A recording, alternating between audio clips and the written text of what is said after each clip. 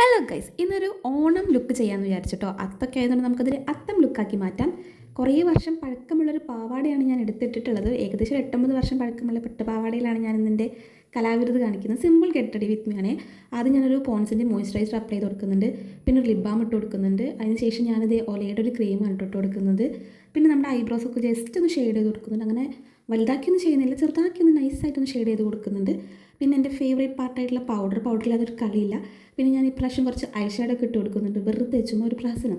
പിന്നെ താഴെ കാജലൊക്കെ വെച്ച് ജസ്റ്റ് ഒന്ന് കണ്ണെഴുതി കൊടുക്കുന്നുണ്ട്.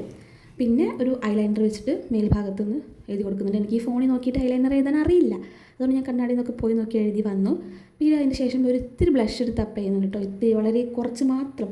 പിന്നെ നമ്മുടെ ലിപ്പ് ലൈനർ വെച്ച് ലിപ്പൊന്ന് വരഞ്ഞു കൊടുക്കുന്നുണ്ട്.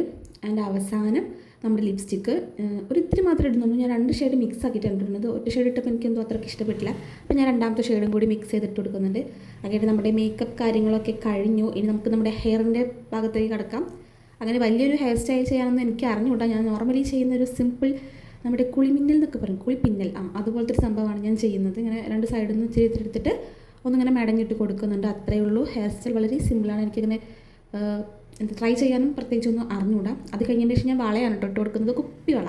അങ്ങനെ ഒരു 5-6 കുപ്പിവള എടുത്തിടുന്നുണ്ട്. പിന്നെ കമ്മലും കൂടി ഇട്ടപ്പോൾ എൻ്റെ ലുക്ക് കംപ്ലീറ്റ് ആയി.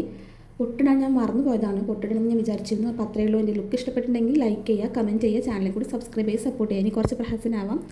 എൻ്റെ പട്ടുപാവാട കണ്ടില്ലേ ഗൈസ്, ഇതെങ്ങനെ എനിക്ക് കൊണ്ടുവന്നുള്ളത് എനിക്ക് അറിഞ്ഞൂടെ. എൻ്റെ മമ്മി തയ്ച്ചത് കൊണ്ട് മാത്രമാണ് എനിക്കത് ഇപ്പോഴും കൊള്ളുന്നത്. അപ്പോൾ അത്രയേ ഉള്ളൂ. കുറച്ച് പ്രഹസനം കൂടിയായ വീഡിയോ ഇഷ്ടപ്പെട്ടാൽ ലൈക്ക് ചെയ്യുക, കമൻറ്റ് ചെയ്യുക. ബൈ.